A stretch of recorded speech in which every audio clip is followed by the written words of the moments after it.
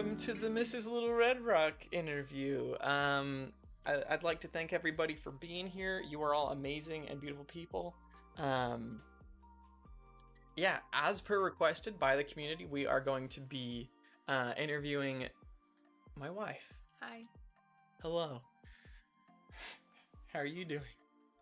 Well, I know a lot of you don't know anything about my wife, and to be honest, I think you've been more on the stream when I first started streaming than now. I haven't been on it recently. Yeah, I think for the most part. Expensive. Yeah, I think for the most part, you just you haven't been on the stream as much recently, which is fine. I mean, like, she's got her things to do, but yeah. So I think most of the newer people probably don't know that much about you. Probably not.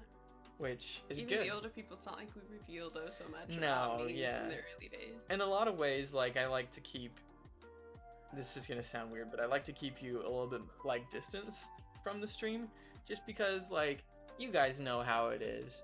The internet is a place where people will say and do a lot of things, and I just, I like to protect my lady from potentially bad things that could happen. So tell us a little bit about yourself. Where are you from? I'm from Utah. I grew up in the city of Provo, which is also where I met Lilredrock at school.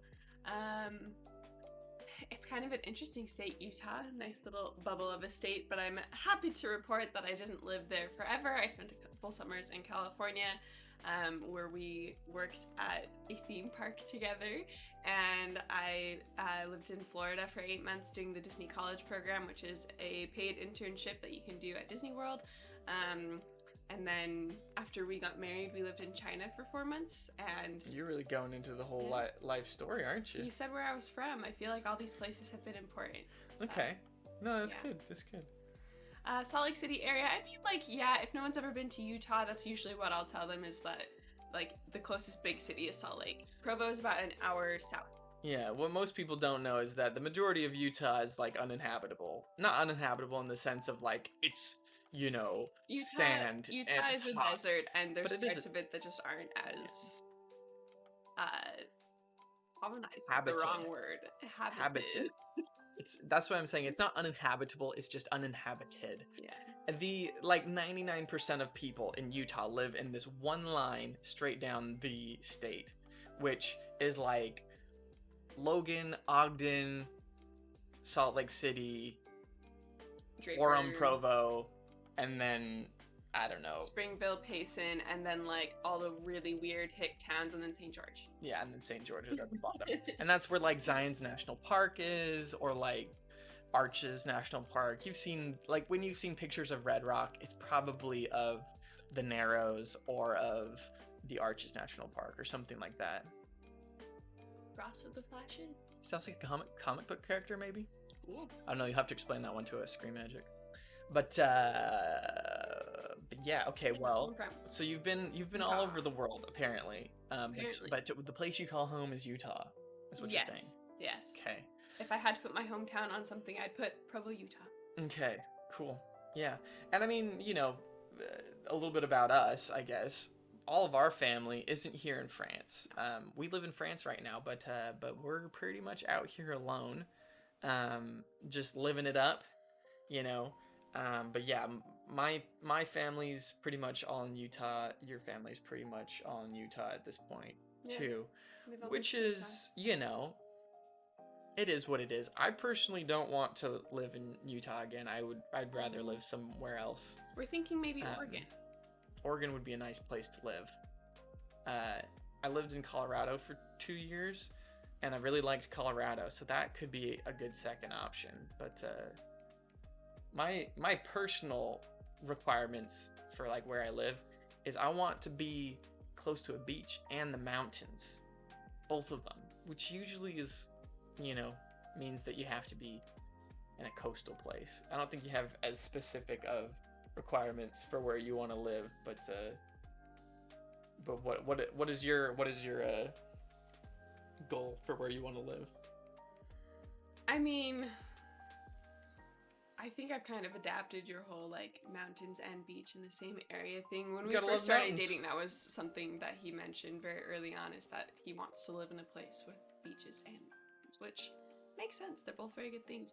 Um, Really, the only big requirement I have is not Utah. Not that I don't like the state that I grew up in. It's just, it offers some very interesting, Perspectives. closed off cultural perspectives that I don't necessarily want my possibly future children to grow up with.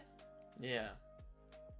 If anybody has been around Utah or lived in Utah, you might understand. It's not that there's like bad people in Utah or anything like that. It's just a very unique kind of bubble of ideas all centered around in that one place. So it's a pretty cool place to live though. There's really good skiing, really cool mountains, beautiful hiking. Me and my dad went backpacking up in the mountains and whatnot. So That's what I look like. Mm. We looked up a picture. yeah, Screen Magic. She looked up a picture. She's very blonde. Mormons. I think it's actually spelled Mormons. Mormon with an O. With O's. But yeah. It's very true. Yeah, it's a, you know, it's a good place. It really is. Like I don't have any hate for Utah, but it's just one of those things where I'm like, I see some of the kids that like come out of, you know, Utah, and then I'm just thinking to myself, I'm like, I don't know if I want to have to deal with that with my kids. Well, you were unique in a way. Like, I'm not saying all people come out of it. Well, my hair is just like not I was unique cooperating. in a way. That's nice. Well, I'm just saying, like, there's not everybody, you know, that not all the kids that come out of Utah are like, you know, special in that way. Oh, but this is a special interview. It's not up there anymore, so.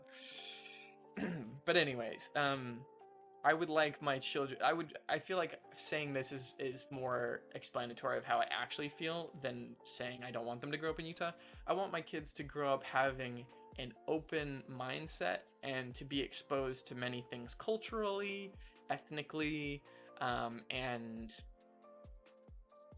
I guess, I don't know, philosophically, if that makes sense. I want my kids to not just be like, oh, this is the only way to live, and if people don't live this way, like, then they must be, you know, weird or bad even. So I want my children to be tolerant, assuming that we have kids. This is something that, you know, we still don't know. But anyways, so to get to know you a little bit more, All right. the person, the woman, the myth, the legend, Mrs. Lilredrock, do you remember when was the first time in your life that you knew what you wanted to do for your job, for your career, for how old were you? Okay. Well, let's see. I started taking dance classes when I was 10 and a half, and I thought that they were awesome, and I learned that my dance instructor, she had a career in dancing. She danced professionally, and she studied dance in college, and I didn't know that you could study dance in college. So it was when I was about 10 and a half that I decided, like, I want to go to college and get a degree in dance.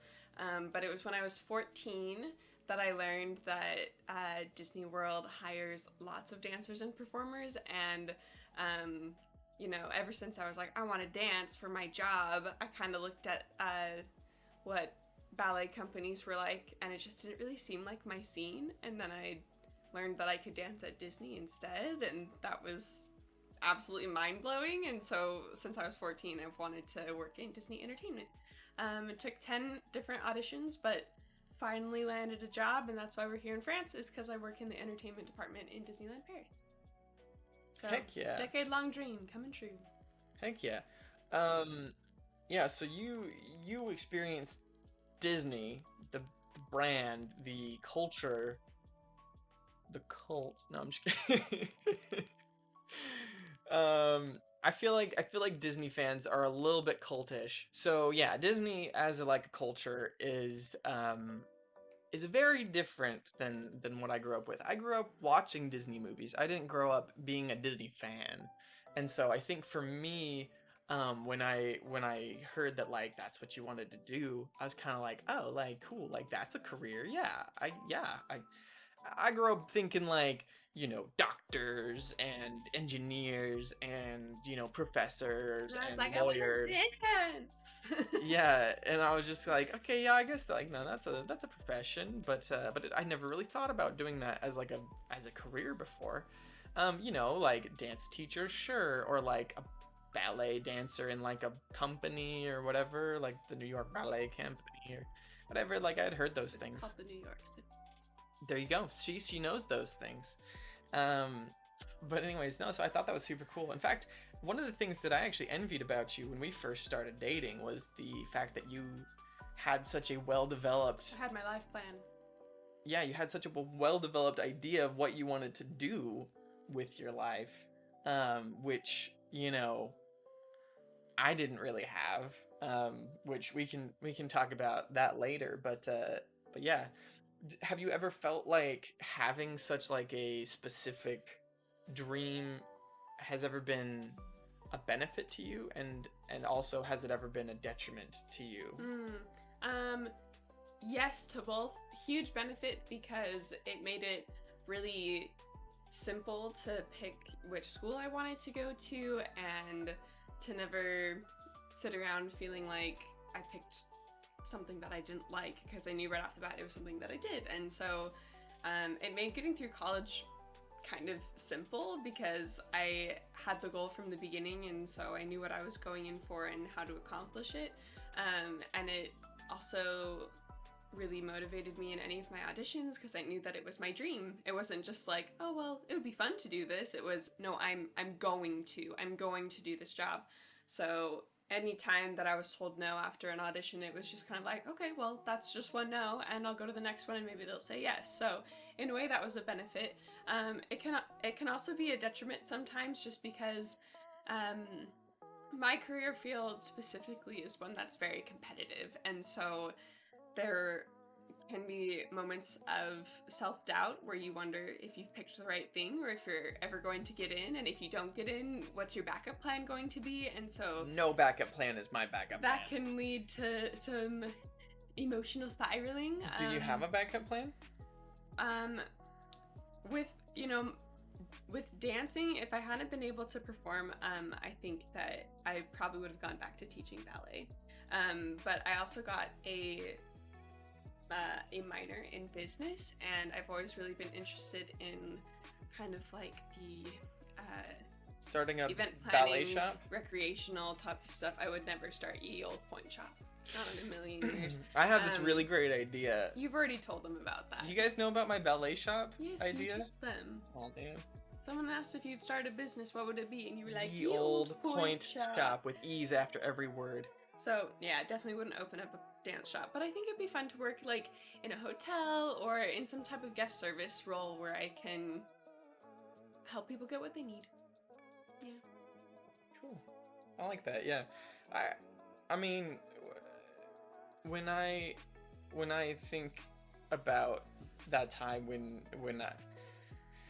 we were talking about like our life dreams, I think you remember that time.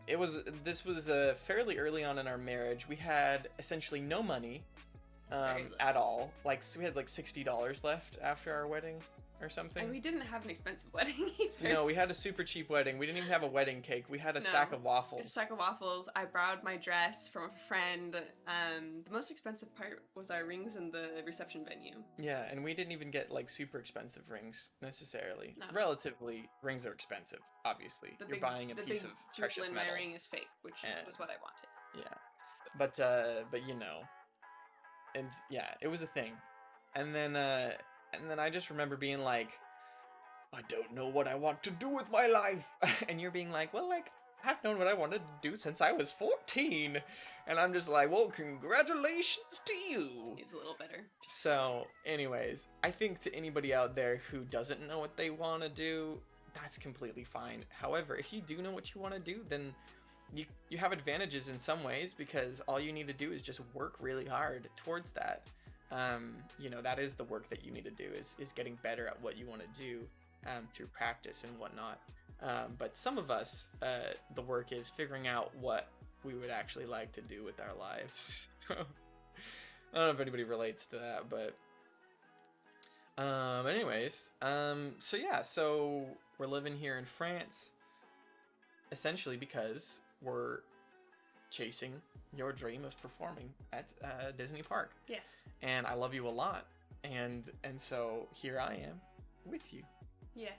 Which is good. Along the way I found streaming, which has been super awesome for me. So it's been a win-win for both of us, which has been cool. Let's see. Tell us more about Disney. You really like Disney.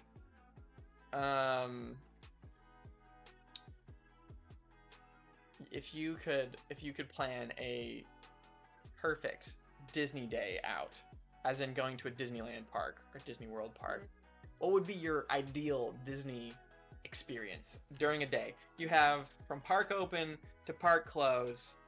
What do you do during your favorite day? Okay. Obviously I'm gonna just draw on knowledge I have from parks I've been to, because obviously I would love to go to Tokyo Disney and Tokyo Disney Sea, but since I haven't been there, I can't draw out my perfect day there. So from the places that I've been, I think my ideal park day would be in Disney World, and my favorite park in Disney World is Magic Kingdom, with Animal Kingdom as a very close second. Why?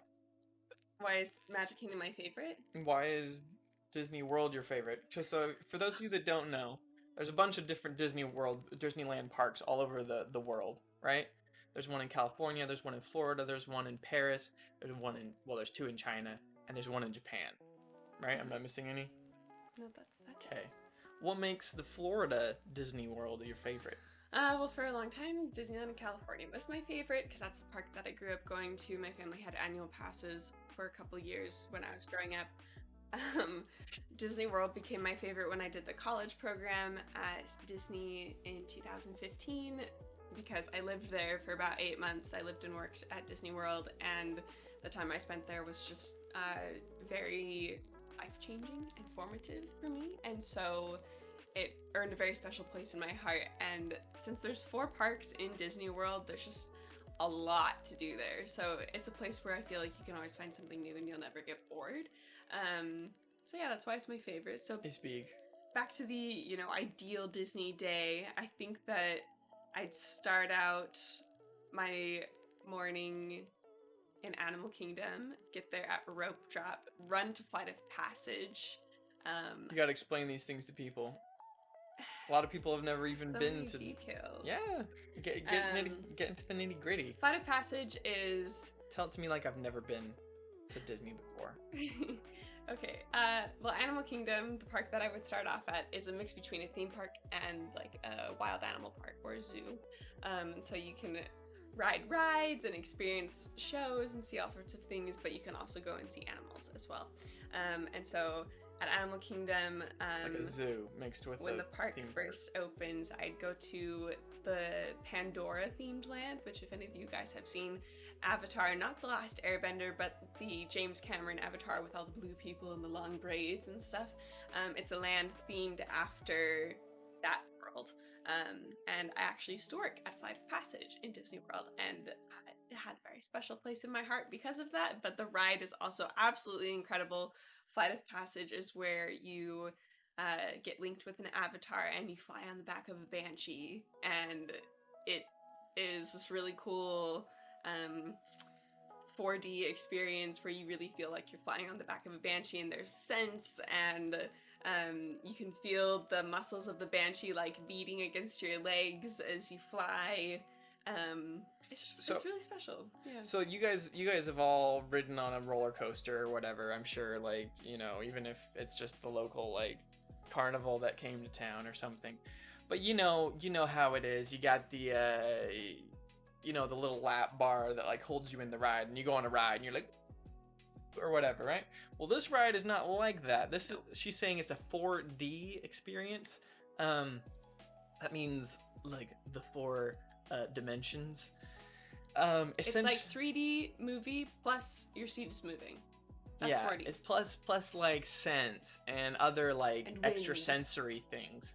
So essentially it's not a ride where you actually go on a track and go around different places. It's like a seat that you sit in, and the whole freaking like floor moves, and like you're going like woo, but you're essentially staying in this one spot, and it's just like you're experiencing this ride. And like she's saying, there's like wind and there's smells, and even on the like chair itself they have like these little things that move that make you feel like you're actually riding a thing. So it's like a very crazy different type of ride, and it's not like a traditional ride at all. It's really great.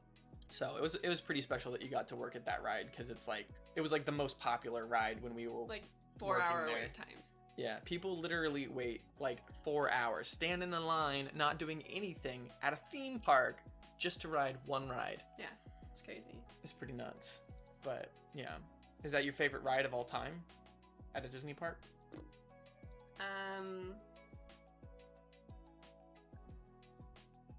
There's so many. I wouldn't blame you. I have so many favorite rides for different reasons. You know, there's ones that are my favorites because of like the childhood nostalgia, ones that are my favorites because the technology is so good, ones that are my favorites because like the thrills are the best, you know, so it depends. But you know, if I had to tell you one ride at Disney World that you absolutely have to try on your trip there, it would be Flight of Passage. Even if you have to wait 4 hours? It's really worth it. If you're only in Disney World for just one day, and you're never gonna come back, maybe I'd tell you to experience more than just that one, but it's so good. Well, you heard it here, folks. Also, Flight of Passage is that good. if I still worked there and you were really nice to me, I'd probably just get you through Fast Pass anyway. But I don't work there anymore, so don't name drop. It's so bad. Don't do it. Yeah. Okay, cool. Yeah, I don't know what my favorite ride would be. Like, I really love Space Mountain here in Paris, cause it's like It's got a Star Wars overlay. And it's a pretty cool. blast off start. It has a blast. I really like the blast off start. I know what two of your favorite Technically- attractions are in Disney World. What are they? Monsters Inc. Laugh Floor, may it rest in Oh peace. yes, And it's not really a ride. the Jungle Cruise. What I was thinking, but Jungle Cruise is good. Yeah. He loves the puns. He There's loves the a jokes. yeah. What's up, PB? There is a ride that is essentially just a comedy show, You but can it's all call it like an attraction. an attraction. It's an attraction. But anyways, yeah, it's like all a comedy stuff, and some of it is like Monsters Incorporated. It's the one of the movies, the Pixar Disney movies that they did themed. But a lot of it else is just like essentially them making fun of people in the crowd, which is awesome. And I don't even know how many times that I went to saw them. I think we went like 3 or 4 times in the like at least 4, 3 months that we had access if to not them. 5 or 6. We loved it. I remember going to that thing a lot. I knew he would love it, and when I took him to it, he was kind of like, "What am I getting into?" But he laughed until he cried, so I Yeah. knew that it was good. It was very good. But anyways, yeah. So I think I don't know. I think my favorite like thrill ride that I've ridden on is actually a ride from California's Great America, which is another theme park in California, not a Disney park. It's Flight Deck. That ride just gave me the feels. Flight Deck? That's not a ride. That's a Great America ride. That's what I said. California's Great America. Oh, I literally just said I that. thought you said California's No. California Adventure. California Adventure does have a really good ride, which it just transformed into like an Incredibles ride now. But California Screaming into Incredicoaster. yeah, thank you. I know the things. All right, well, cool. Let's get to know you a little bit more intimately. I have some questions I prepared that ask you a little bit more about your personal life, the juicy details about you. Perfect. What makes you you? What things have you experienced? We're gonna start it off really intense, apparently. Oh, okay. The first one I have is, do you remember your first kiss? Oh no, I was worried this would come up. It wasn't with me, just so you guys know. No, It wasn't me. come I on. wasn't her first I didn't kiss. It meet- wasn't like I a didn't high meet school you romance. Till I was just about to turn 21. We met and each my other when we first were all kiss mature and, was when I was 16. you know. Ooh, 16. Yes. It was actually on my 16th birthday. So there was this boy that I had a big old crush on in my sophomore year of high school. And we weren't boyfriend and girlfriend. We weren't like official because growing up, I grew up where in our house we didn't date until we were 16. And so if there's anybody that you liked, it was just kind of like, oh yeah, they like each other, and there weren't any labels on it or anything.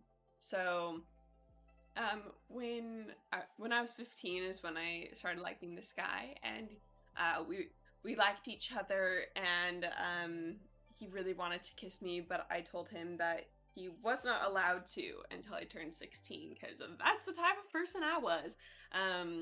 And these lips are off limits.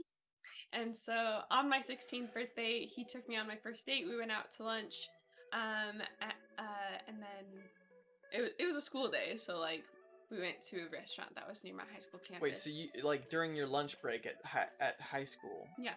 And you left for lunch, essentially. Yes, my school technically was a closed campus, but they really only say that so that you can't sue the school if you get hit by a car as you're crossing the street off of campus. So it was kind of like everyone left campus for lunch.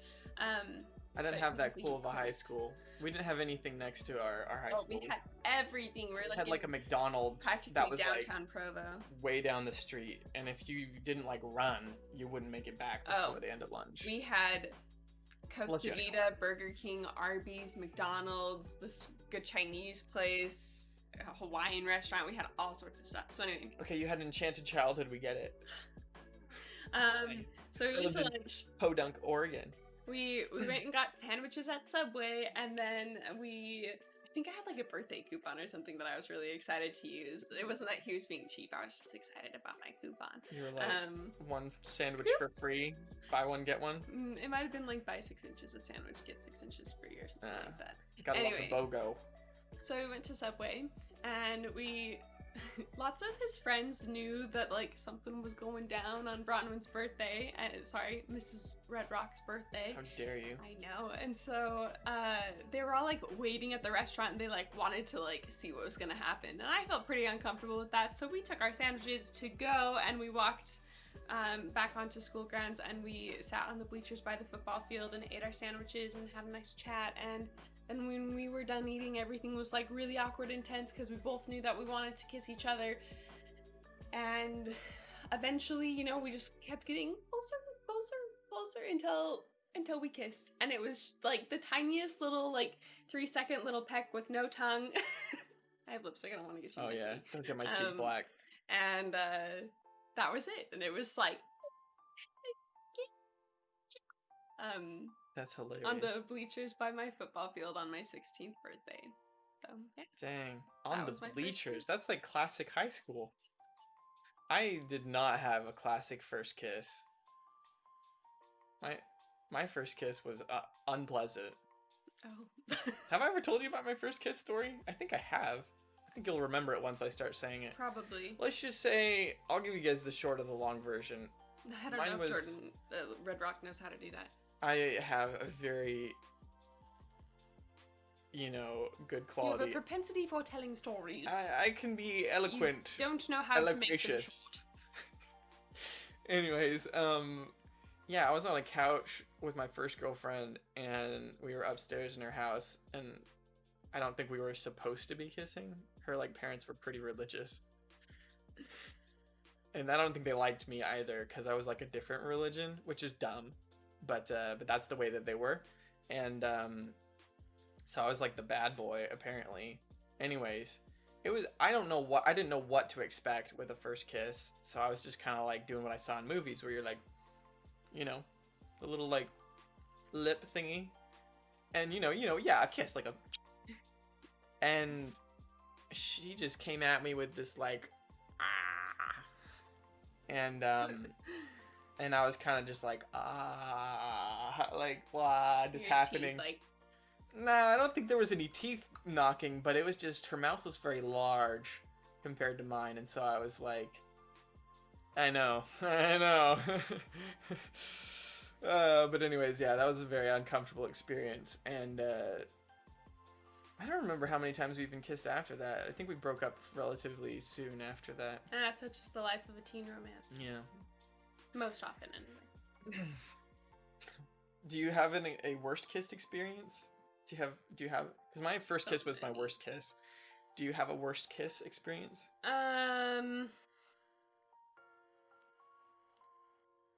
There's a guy that when I texted a friend after this date, I told her I don't want to go on a date with this guy ever again. He kisses with lizard tongue. Because Lizard tongue. when he kissed, his tongue would kind of like dart in and out of his mouth like very quickly, and so it like wasn't good tongue. It was just kind of like, oh, okay, I'm being attacked. So yeah, that was a bad kiss. That doesn't sound advisable. There's also the like bad kisses for me. It's not usually so much the scenario that they were in. It's usually the type of kisser that they were. If they're a bad kisser, then it's a bad kiss. It could be a weird situation. It could still be all right, you know. Yeah. But There's yeah, just there not was really lizard any way to tongue. practice There was kissing. someone with a really dry, like sticky saliva type of mouth, and then there was someone else that was just like super super slobbery. And when I called him out on it, I was like, "Can we like, get you a paper towel or something?" Like it's just like it's really wet and slobbery. I'm kind of like there's a lot of saliva. Did they get offended? And he had the gall to blame me for the amount of saliva that was happening, and I was just like, no. You are the one that is like drooly, like this is not me. Okay. No lizard tongue, yeah. Calpy, none of that. You're gonna remember that for later. Take notes, yep. Also, make sure the mouth is an appropriate size, not too big. Oh, I also kissed somebody Not too where their small. mouth like never closed. They were just sitting there like the whole time, and I was just like, what am I supposed to do? Work the top lip and then work the bottom lip a little bit like this. You gotta close Kiss your on mouth the top, sometimes. Kiss on the bottom. Kiss on the top. Kiss on the bottom. It's like, are you dead? Are you not enjoying this? But this is what I'm saying though. Nobody has a chance to practice this unless you already have a girlfriend who you're comfortable with. So what do you do? If you're the guy who doesn't... I'm asking for the guys out there. If you're the guy who doesn't know how to kiss, has never kissed somebody, or maybe has had very little experience kissing, or maybe doesn't even know if you're a good kisser, even if you have had experience kissing, because sometimes they just won't tell you that you're bad, to save your feelings. What does a guy do? How do you get better at kissing? You gotta find a girl that will be willing to let you practice. One of the guys that I dated, How would you I was be willing his to be first approached? kiss. Well, how would you find it acceptable for a guy to come up to you and be like, hey, I'd like to I'm not practice saying there's a way kissing to with like you. go about finding this woman to practice kissing on, but one of the guys that I dated, I was his first kiss, and he was so worried that he'd be a bad kisser, but since I liked him, I was just like, you know what? It's fine. If you're a bad kisser, I will just give you some tips. And you know, like he had some natural talent, needed a little bit of fine tuning, and then he was on his way. Huh. Good to know. I think I will say this. The other thing is, though, everyone likes to be kissed differently, and so it's Yeah. not so much like, are you a good kisser? It's I've had people bite my lips before. Like hard. are you compatible as kissers? Yeah. I will just say this as a disclaimer to anything and everything that we've said. If you are kissing people, make sure that it's consensual and make sure that the other person is comfortable and not having a bad time. Because no matter what happens, you should make sure that you're, being respectful to other people and what they want and their boundaries. Don't kiss somebody who doesn't want to be kissed. Very true. Please don't. No means no. Damn straight, That's Caleb. right, Caleb. Heck yeah. Bonus points for you. I know you didn't win the trivia, but bonus points for you. Anyways. So yeah, that's kissing. Cool. I like that. I feel like I've learned something already. Actually, kissing is one of the things that we first noticed about each other. Like I had been on first date. Various dates. I had dated various women before meeting my wife, but on our very first date, yeah, we ended up kissing, which was so unlike us. It was not unlike me. I often kissed on the first date. I didn't. I usually I got to know always people. kissed on the first date. I had a rule with my roommates one year. I was like, I'm kissing too many boys, so I'm not gonna kiss anybody until the third date. And they were like, I'm gonna hold you to this. You can't kiss any boys till the third date. Whenever I'd go on a new date with someone, they'd be like, Ron, sorry, I keep saying my name. It's on Instagram, whatever. Mrs. Redrock. You can't kiss your date tonight. It's only the first date. It's only the second date. Like, whatever. I would come home from my dates and they'd be like, you didn't kiss him, did you? And I'd be like, oh, I did. I'm sorry. I kissed a lot on the first date. ye of little willpower. Just kissing. Well, I think it wasn't because I didn't want to kiss girls necessarily that I didn't kiss them on the first date, but I will say that I tended to be more the type. Oh shoot! I dropped things again. There's not very much room on the edge of this desk. It's a very small desk for 2 monitors. I will say that, however, I did end up being more the type of guy that like dated the girls that he was like friends with first, which has been really weird watching Friends actually because it's this. You guys have seen Friends, I'm sure. Where it's weird for them to date people they were friends with. Yeah, first, it was like, oh, we can't date. We're friends. It'll ruin the like, dynamic of our group. I could have cared less about the dynamic of the group. Like, he was in it for love. Love was more important to me than friends. I think it's pretty much always been like that, I guess. But anyways, here's the thing that I'll say. From a very young age, I felt like I had a pretty good idea of what was important at that stage of life, I guess. And like, sure, sometimes you have friends that last, and you're friends with them for the rest of your life. I have friends that I made in elementary school that I still have to this day, that are some of my best friends. But the majority of the friendships that you're going to make in, school and whatnot, you're not going to be friends with those people after school, after you don't see them regularly. Sure. My best advice to people looking out there at their friends is the friends that really, really mean a lot to you and that go, that are there for you, that always, you can trust them. Trust is huge. Those are the people that you should, commit to and keep friends for the rest of your life. But in, I don't know, in middle school or high school, I wasn't necessarily worried about like keeping my friends, because I ruined our friend group by becoming involved with a friend. I don't know. Maybe that sounds terrible, but but you know what I mean? Like, I don't know. So anyways, I usually just kiss people on the first date. So this was very strange for us, but yeah, we were like, for him, it was strange. Yeah, on our first date, we kissed, and we were we both looked at each other after the kiss, and we were like, that was a good kiss. We were just like, I don't know if I've had a better kiss in my life. We were just like, both of us at the same time were kind of like, oh, your lips are soft. We did say that. Here's a kissing tip for all of you. If you want your lips to be soft on a date, you scrub them with a little bit of sugar and water before the date. That way they're a little sweet and they're exfoliated. Wink. Dang, you guys get the pro tips. I feel like also another thing is moisturize. Oh yeah. For you bros out there, you jabronis, use that put on chapstick. You know what I mean? Use lotion on your face if you want your face to be touched. If your face is oily, people aren't gonna touch it. If it's soft, people might touch it. People love soft faces. If your cheek gets up next to her cheek and you're like, oh, people can't see this. This is like redacted right here. Oh no. Cheek rubbing. Then people, what's up, Tom? And King Kimmy. Georgia isn't gonna get this good treatment. Anyways, you know what I mean? Like it's people are gonna care about how well you take care of yourself. If you care about how you look, then people are gonna care. You have no clue what just happened. I don't know. Our cheeks touch. It's the sensor bar. You don't know. Yeah. Yep. It's Weird things. Yep. We should just put a black bar in carry there. Forward. Yeah. Anyways, continuing on. I came up with this one. I proposed to you in a very certain way.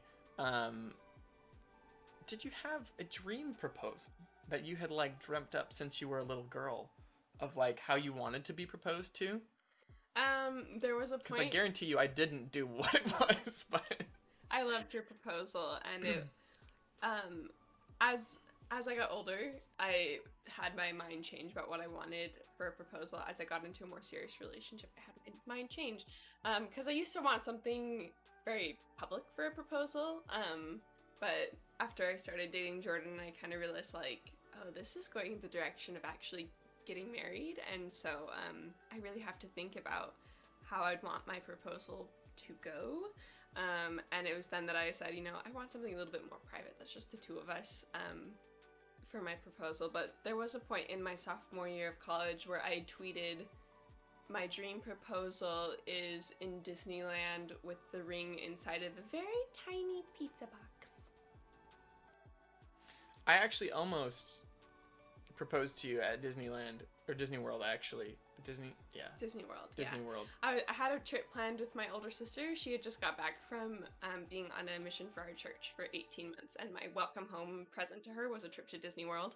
And it was just going to be a sister trip, just the two of us, and he wanted to come and surprise me and propose to me, but he kind of checked on that idea with my parents, and my mom told him not to do it because it would ruin the sister's trip and I wouldn't be able to focus on anything besides my engagement, and it would ruin it for my older sister. And she had a point, so it's a good thing that he didn't do that. Well, I thought it was a great idea. I was like, she's gonna be there with their sister, she's already gonna be happy, this is great. It would have been very cute. And so I was like, I'll just, she's already told me this is the happiest place on earth. Happiest place on earth? Most magical? Disney World's the most magical place on earth. Disneyland is the happiest. Regardless, it was a magical place. And I was like, that's where I got to do it. But then I was like, I should double check with her mom. Because usually when you just go off and do your own ideas without checking with anybody, sometimes you can be really far off base. And so I was like, I got to make sure this isn't a terrible idea. And she was like, no, don't do it. So I blame your mom for you not getting proposed to at Disney World. It's okay. But she was right, though. I wouldn't have been able to focus on my trip with my sister, and I would have just been like, I'm engaged, and it would not have been so good. Yes, Tito, Mike, there is Disney World. It's wonderful. It's in Florida. And Caleb, I like your story. That's cute. Heck yeah. Disney trips at senior Disney trips, they're good. They're not as fun to work, let me tell ya, but they're good. So you're saying that you are from California, Caleb, and you went to Disneyland for like a high school trip? Because that sounds like fun. I was like, we didn't get to go to Disneyland in high school. But then again, I lived in Barcelona when I was in high school on my senior year, so yeah, we definitely. My senior night was at Boondocks Fun Center. Wow. Yeah. There you go. There was go-karts. Go-karts sounds like fun. I feel like for my senior, event thingamajiggy, I'm pretty sure my classmates just went out to bars to like drink and stuff. Because that's what they did for fun usually, is they went to go drinking. Oh, because clarification, he graduated high school in Europe, so they could drink legally by the time they were seniors in high school. Legal I was sitting drinkers. there like, what? Oh my gosh, he looked up my tweet. Yeah, it's true. Lol. There it is. Looks like we got one from Green Magic that says, if you could change anything about yourself, what would it be? Well, I think that everyone has things that they'd like to change about themselves, but I also think that, those things are what make us unique and special. And so sometimes if you change something about yourself, kind of change a lot about who you are, and maybe that's not so great. But if I had to answer this question, something that I wish I could change about myself is a bad habit that I have of pulling my hairs out of my eyebrows. I have a minor case of Trichotillomania, which is where when you're stressed, you pull your hairs out as a comforting or coping mechanism. And it's a soothing act. Obviously, the hair on my head has been luscious and lovely, and I don't have any temptations to pull that, but I do, when I'm stressed, pick at my eyebrows and pull out those hairs. I know I've taken over the stream a couple times where I don't have makeup on, and my eyebrows only grow to about here, and then from here on out, they're just drawn on. And so if I could change anything about myself, it would probably be that I don't have that bad habit / mental illness anymore, because it would just be nice to have beautiful full eyebrows and not have to draw them on every single time I want to have them. Yeah. I mean, you've made huge strides recently in allowing them to grow back. This one's not doing so great right now. This one has a little eyebrows. Eyebrows are kind of interesting. Look at my eyebrows. Okay, so if you pull the eyebrow hairs out, after a while they just don't grow back. Most other hairs, if you pull them out, they'll always grow back. But like eyebrow hairs are like really sensitive, so apparently, yeah, Trichotillomania, I believe. Tricho. Sorry. Tricho. Tricho. Tillo. Tillomania. Yeah. Not a question, just love how supportive he is. That's right. Heck yeah. We're here, being supportive of each other. He moved all the way to France so I could follow my dream. Of course I'm going to be supportive of his. Yeah. For those of you that don't know, thank you, Caleb. That is very well spelled. Yes. Trichotillomania. Anyways, yeah, so we moved here to France. I don't have another job other than streaming. This is my whole workload at this point. Well, I guess I'm doing other things like learning French and training and stuff, but you know what I mean. Like as far as like a job goes, I have chosen to not pursue another job here, even though it would have been very hard. I could have. Well, granted, I mean, I did try and get a job when I first got here, but then they told me I didn't speak enough French. Anyways, what I'm saying is that she is very supportive, and she has been very, backing me up when I said that I wanted to just keep on trying to stream, instead of, like trying to do something like teaching English online or whatever like that, which I technically could be qualified to do. It would make it a lot harder to, be a good streamer and pursue this. And so I'm really thankful to her for, helping me be able to do what I like. This is the first job that I've ever liked. So it's been pretty amazing for me to be streaming. So thank you guys. We did get a question from Isaac earlier, which I feel like we should answer that one. Yeah, sure. He asks, what movie do you like the most? Ooh. What's your favorite movie, babe? Again, a difficult question, but what I'm going to choose for my answer is We Bought a Zoo. It's a movie starring Matt Damon and Scarlett Johansson. And I watch it every year on July 7th because in the movie, that's the day that they open up the zoo. So every year I celebrate and watch that movie, and I think it's a beautiful one. It's not as well known, but it's really cute. Yeah. No, that is a good movie. I watch, I haven't this year, but I watched V for Vendetta usually on November 5th. Yes, remember the 5th of November. The gunpowder treason and plot. I see no reason why... The gunpowder treason should ever be forgot. Thank you. You're welcome. Heck yeah. Was the decision to move out to Europe a difficult one for you? Yes. This is my question. It's not Ask Little Red anything, it's Ask Mrs. I'm listening. Was the initial decision to move out here difficult? No, because I got offered my dream job and I was like, France! But, it's not so much that the decision was difficult for me, it was, obviously we had to make sure that both of us were on board for this idea, so that was a little conversation that we had, but the hardest part isn't deciding that you want to go, the hardest part is getting there. Seriously. So, it was so easy to say, yes, I accept this contract, wonderful, let's move to France. The hard part was when I had to apply for our visas and pack or sell everything that we owned so that we could move to another country. Just all the paperwork was really hard. It was so stressful. Probably the most stressed I've ever been in my whole life was preparing to move to another country. Yeah. I mean, when I was younger, I moved to Spain, so moving to France was kind of similar to that, but this time I was moving without the support of my parents, so that was a lot more different. That was terrible grammar, but you know what I mean. Like it's a lot harder to go it on your own, and especially because I didn't have a job lined up out here. I searched for jobs, I applied for jobs out here, but I didn't get a job. And then as the date came closer, we were actually planning on having her move out here 3 months early because technically There's a housing issue. Technically, she was on a trial contract up until 3 months. Yeah, the way it works in France is that if you're given a permanent contract, your first 3 months are a trial period so that they can decide whether or not they want to keep you on in their company. And so for the first 3 months, I didn't have a solidified legitimate work contract, so I couldn't rent an apartment or open a bank account easily, those types of things. Yeah, in France you have to have a job contract to rent an apartment.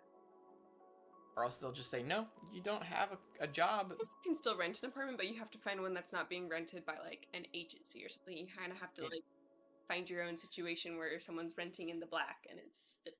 Yeah, a lot of times, private sellers will rent out their spaces, but then you're exposing yourself to, you have no abuse. Protection as a renter if you do that. So.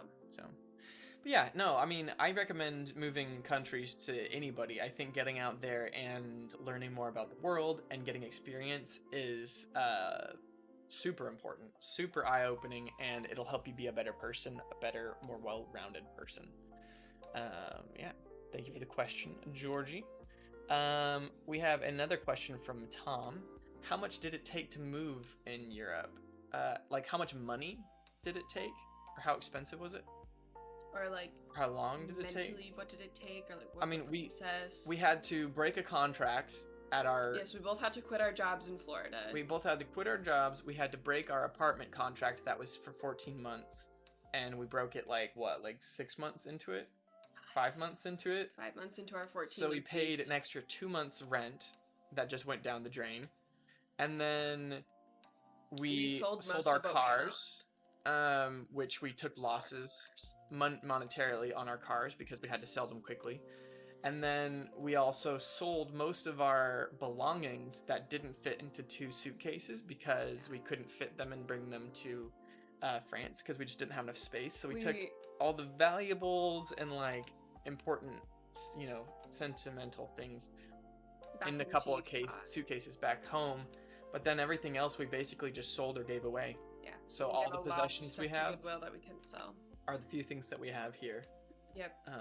That we could fit in suitcases. There's a little bit at my parents' house in Utah that we were able to bring there to store, but not a lot because we had to bring it on a plane. So, then everything else we owned was fit into our suitcases. But all in all, contract to leave date, how long was it? I got offered my contract the very beginning of December, and I left on the 25th of February, so we had less than 3 months. Yep. To do everything. We went from thinking that we were going to live in Florida for years. We thought we were going to settle down in Florida. We were preparing to buy a house. We were ready to put a down payment on a house within a year of living in Florida.